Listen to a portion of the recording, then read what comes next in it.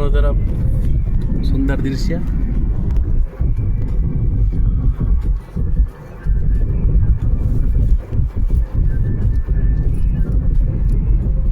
भारत का सबसे लंबा झूला पुल।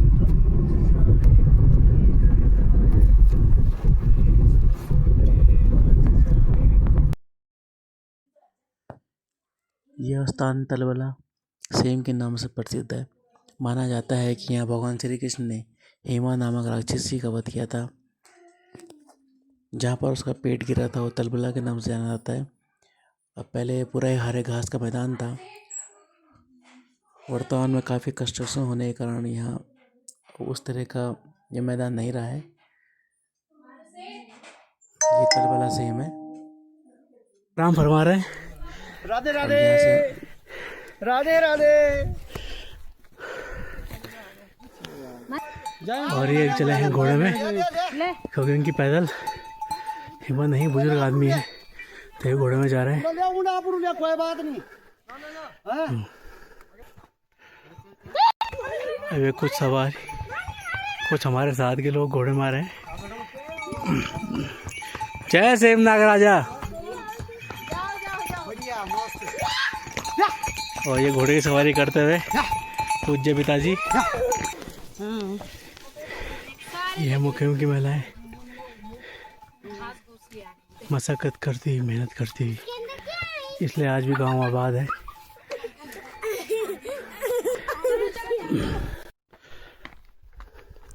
यहाँ देखो मानो, यहाँ देख। और ये परिवार के सदस्य आते हुए यहाँ से आपको हिमालय की रमणीक चोटियों के दर्शन भी हो रहे हैं। ये है हमारे प्रभु के भजन गाने वाली छोटी सी बालिका। देखिए छोटे छोटे बच्चे इस चढ़ाई में कितनी मस्ती में होते हुए जा रहे हैं। इन्हें चढ़ाई का एहसास ही नहीं हो रहा है। अब हम इतने ऊपर आ गए हैं, यहाँ से आप हिमालय की विभिन्न चोटियों का रमणीक दर्शन कर सकते हैं। यह हमारा पड़ाव था। यहाँ चढ़ना हमने शुरू किया, इतने ऊपर हम आ चुके हैं और हम जा रहे हैं सेम नागराजा। और ये हमें कुछ लोग मिले हैं, ये भी इसी के साथ है।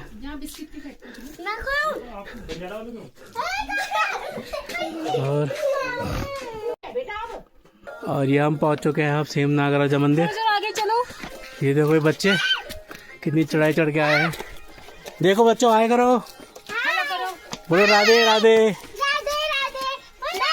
Radhe Radhe. Yellow blue yellow blue yellow blue. चलो चलो। ये पहुंचे हम पांचवा धाम, सेम नागराजा धाम।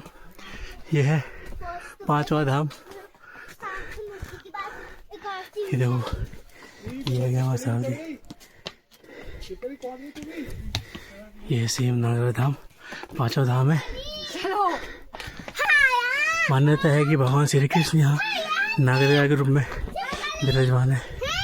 और बहुत ही खूबसूरत मंदिर, दिव्य मंदिर, अलौकिक सुंदरता से घिरा हुआ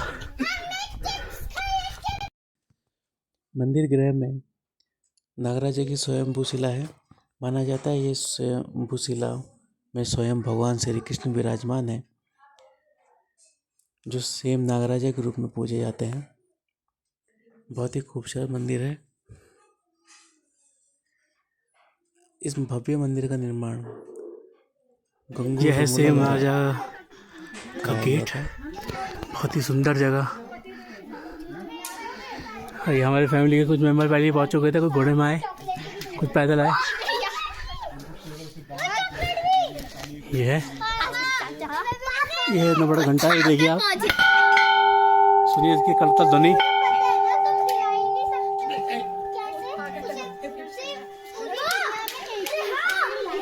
ये करतल ध्वनि आप सुन रहे हैं गरज के साथ। और ये सेम नागराजा मंदिर। ये छिद्रे लोग सबके साथ।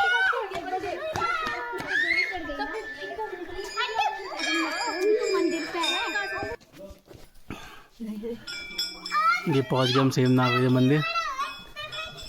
बहुत ही सुंदर दृश्य। ले फोटो खिंचाऊं। और हमारे प्रयास से हवन करते हुए अब कुछ अभी पहुंचे नहीं हैं, हम उनका वेट कर रहे हैं।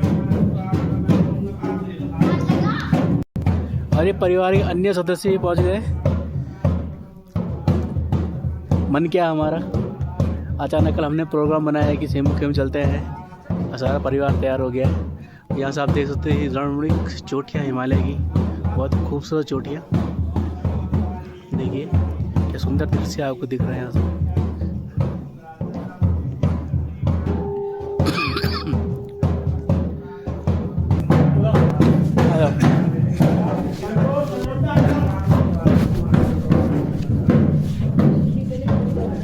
फोटो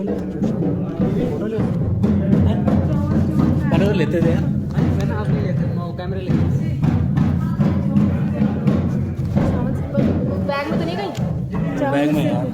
चौन सिर्पल कान जी मैं कहाँ है? धूप है? तुम देर दे दी उसमें ना भी बने बैठ धूप नहीं दी उसमें। हैं? धूप नहीं दी उसमें। दुबई से ये हैंडल पापा थोड़ा जला लो।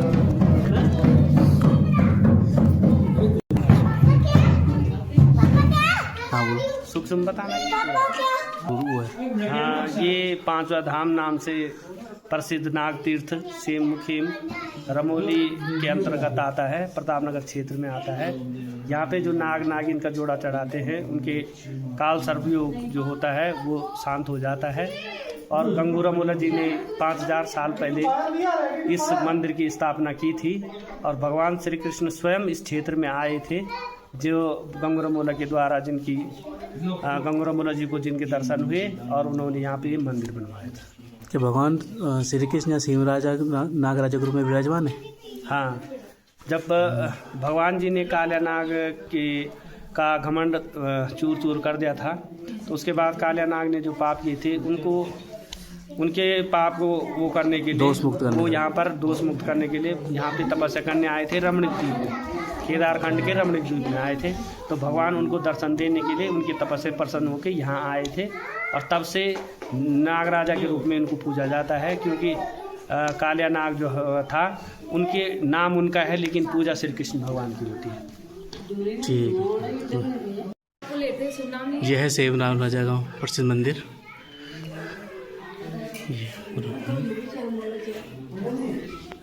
यह गंगू रमोला जिन्होंने इस मंदिर की स्थापना की थी। यहाँ से हम जा रहे हैं डुगडुगी से। डुगडुगी से हमें मान्यता है कि वहाँ एक विशालकाय पत्थर है जो हाथ की सबसे छोटी उंगली से भी हिल जाता है। ये भी एक चमत्कार ही है, जहाँ बड़े से बड़ा पत्थर नहीं हिलता है, लेकिन यह एक बहुत विशाल शिला है जो हाथ की छोटी उंगली से भी हिल जाती है। डुगडुगी क्षेम है ये जगह।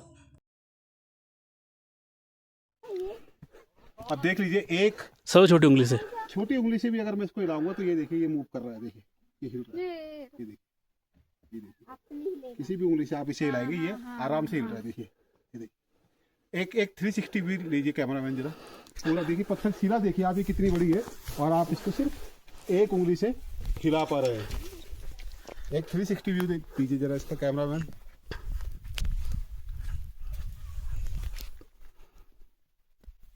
इसके बाद कैमरामैन ऊपर आ जाएंगे। इतनी बड़ी शिला भी आपको हमने इसका 360 व्यू दिखाया, तो इतनी बड़ी शिला और इसको हम एक उंगली से, मात्र एक उंगली से इसको हम हिला पा रहे हैं। थोड़ा सा मूवमेंट आप लोगों को भी होता हुआ दिख रहा होगा इसमें। देखिए ये देखिए, ये देख लीजिए, इसके झंडे हिलते हुए दिखाई दे रहे हैं। ये देखिए, तो ये प्रकृति का वाकई में सचमुच एक बहुत रहस्य कि इतनी बड़ी शिला को आप एक उंगली से हिला पा रहे हैं। ये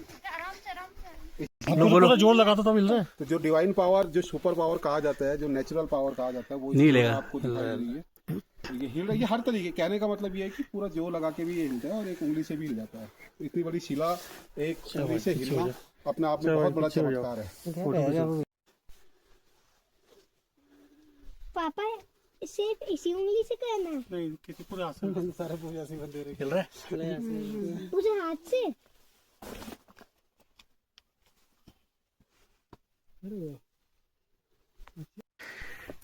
ये देखिए आप, बहुत ही सुंदर नज़ारा, क्या खूबसूरत पर्वत चोटियाँ आपको दिख रही है। लेकिन अभी ये चोटियाँ बर्फहीन है, बिल्कुल बर्फहीन, बर्फबारी न होने के कारण बिल्कुल आप देख सकते हैं ये क्लाइमेट चेंज का असर है। इसलिए प्रकृति को बचाइए और सूर्य की जाती हुई किरणें हिमालय की श्रृंखला को, ये सूर्यास्त का समय है, हिमालय की श्रृंखला को जगमगा रही है। आप देख लीजिए कितना खूबसूरत नज़ारा है। ये पूरी हिम श्रृंखला है और आप देख सकते हैं हर एक चोटी जो है इतनी खूबसूरत यहाँ से नज़र आ रही है।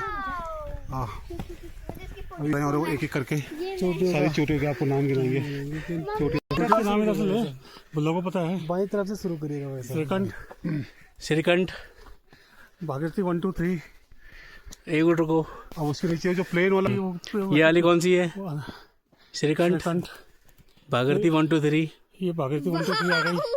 फिर ये आ गया, तो ये थलाई सागर आ गया, जोली आ गई। और उसके बाद ठीक है, उसके बाद बड़ा कमल आ गया और आगे जाना।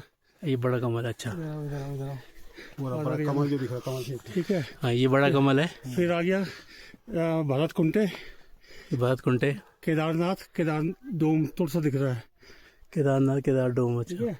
और इधर आ गया और चौखंबा दिख रहा है, छोटा सा नहीं बहुत बड़ा है। बादलों के बीच में चौखंबा दिख रहा है। बादल है। और सामने देखो नंदा देवी दिख रही है। ये सबसे पहले नंदा देवी है, सबसे पहले नंदा देवी है। और जो हल्की सी इधर पीक दिख रही है वो है सुनंदा, जिसको बोलते हैं नंदा देवी 2। और इसका मेरे को बहुत क्लियर नहीं है, लेकिन ये शायद वो है छंग बन गए ये, मतलब ये जो वो आता है ना नंदा कोट ना खाट नहीं, खाट इधर, खाट में बताता हूँ। इधर जो दिख रहा है हल्का सा बीच में, हल्का सा, वो है पवाली द्वार, नंदा खाट और छंगूज। और थोड़ा सा इस पहाड़ से छुप गया है, यहाँ पे दिखता है मैकतोली और मृगथुनी, नंदा देवी और पवाली द्वार के बीच में।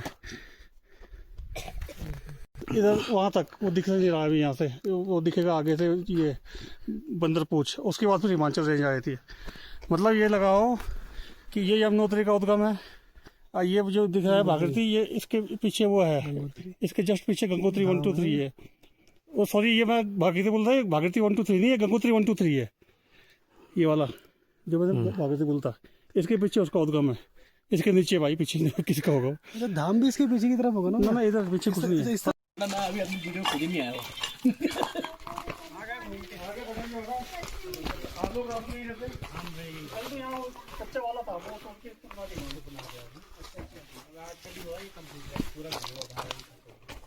ठीक है बताइए। ठीक है साहब, ठीक है साहब।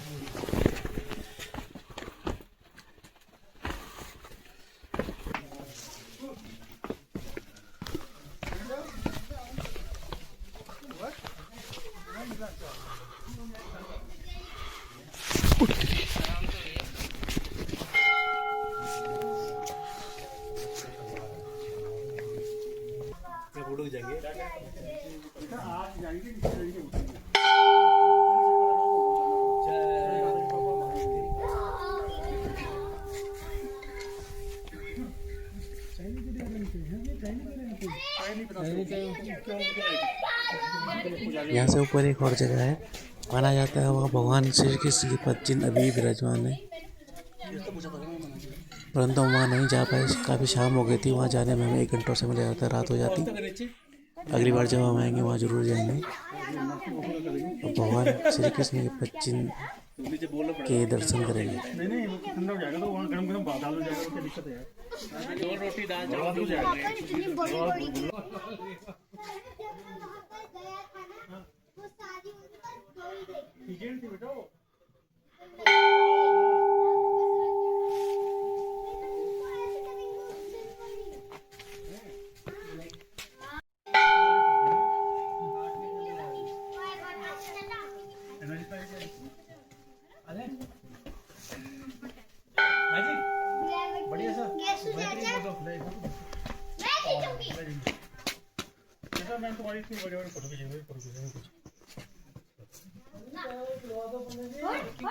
सामने से हटो। जीनी आप हटो। रुद्रांश और जीनी भागेंगे नहीं है बिल्कुल भी, हम पकड़ के चलेंगे, ठीक है?